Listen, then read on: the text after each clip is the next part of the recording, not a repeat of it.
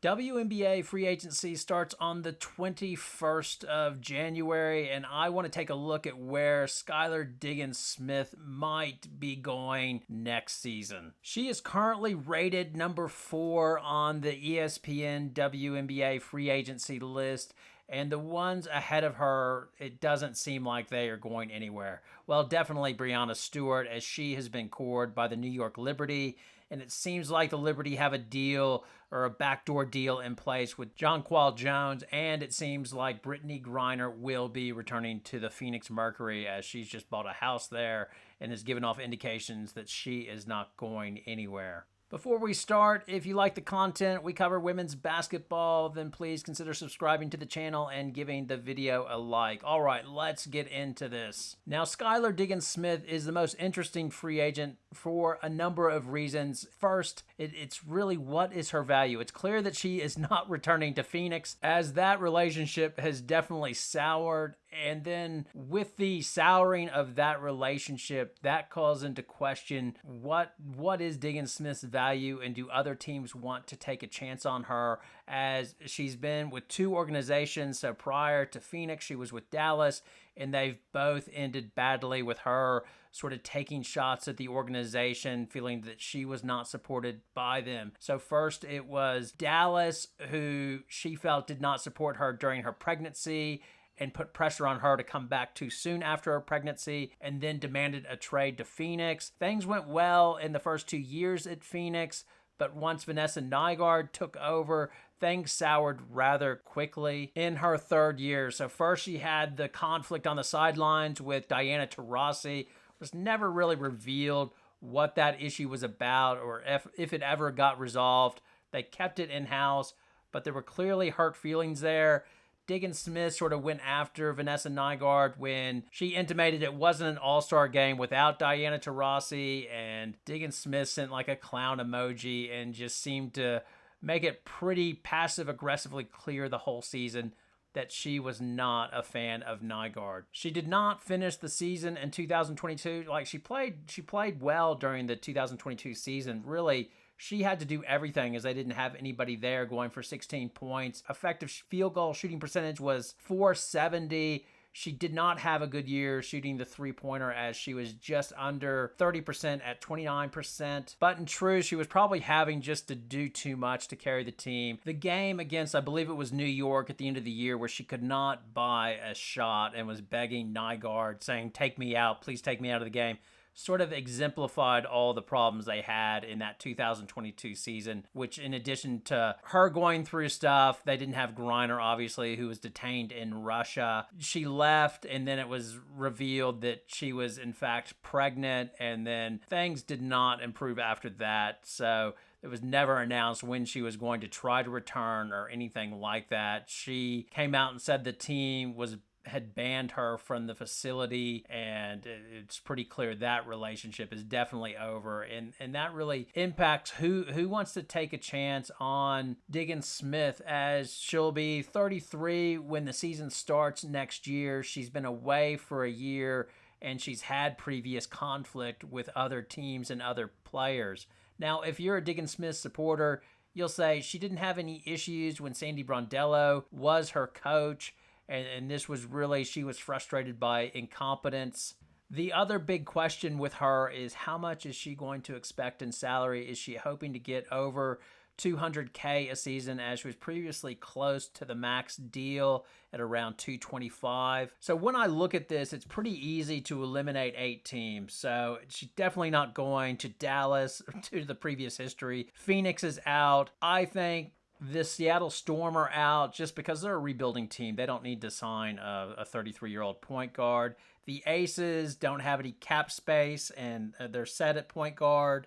The LA Sparks, now with them, if they're going to invest in a point guard, it seems more likely that they would just re-sign Jordan Canada, who had a breakout year.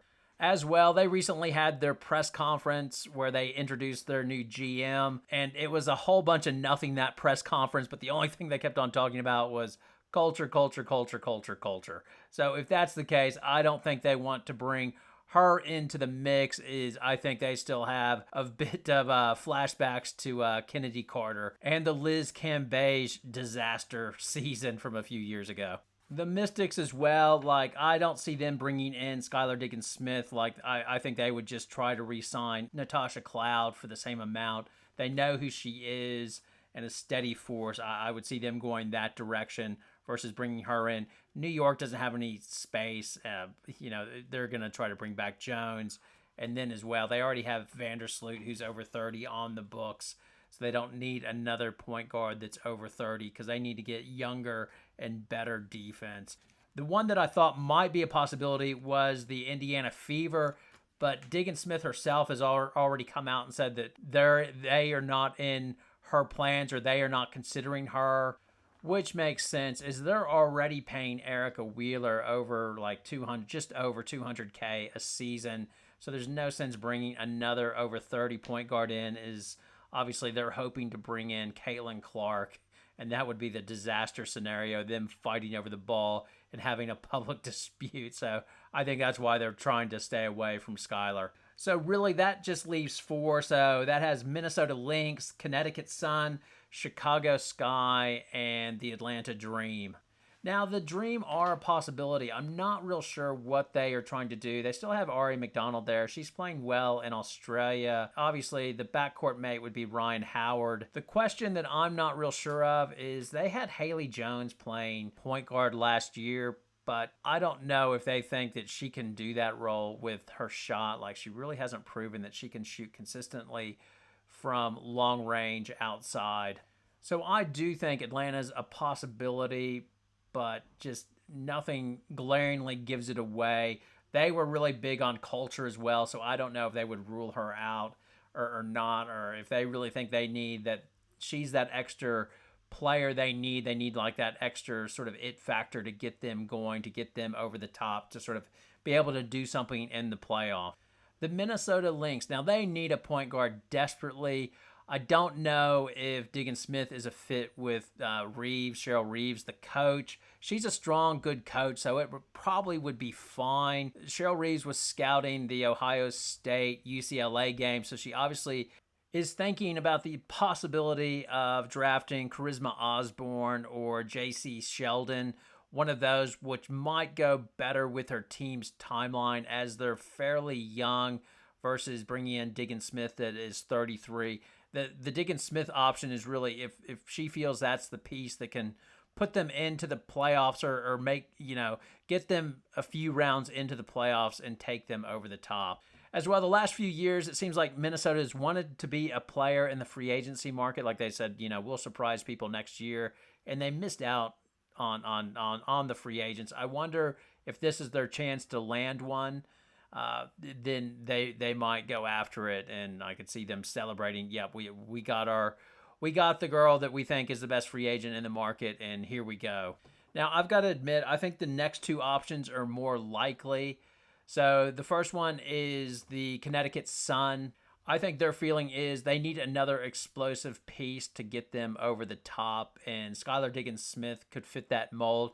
As well, it'd be a good fit for Diggins-Smith as it's a veteran-laden team with Alyssa Thomas. I know DeWanna Bonner is a free agent, but you think she would return seeing that she's engaged to Thomas, and you think they would stay in the same place, but to be determined. But I could see that a very likely landing spot for Diggins-Smith. And then the last spot is the Chicago Sky. Now, Courtney Williams is a free agent, so it's unclear if they're bringing her back or not.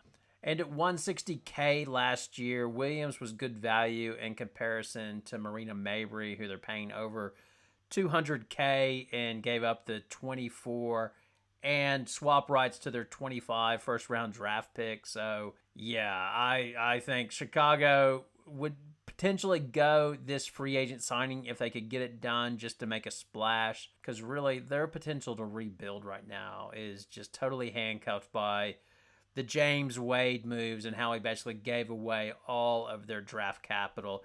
Even if they wanted to try to rebuild like the Indiana Fever, they couldn't do it for another 2 years because they've given so many draft picks away, unfortunately for them. Now, I don't know. They could sell this move on having two Golden Domers, so Mabry and Diggins-Smith in the backcourt together. In my mind, the best basketball fit is probably the Connecticut Sun. And in my mind, that's where I think she will wind up going. She will be in Connecticut. But like I say, I could see Chicago reaching and needing to make a splash with their new coach, Witherspoon, and saying, yeah, we're back, we're in this. And then between the last two that I have as likely candidates, I think Atlanta is third least likely. And then I think the final one, I would be surprised if she went to Minnesota. I suspect Cheryl Reeves wants to get a young point guard to have in there for a few years because it's been a problem spot for a while now, and you really don't have a long-term solution.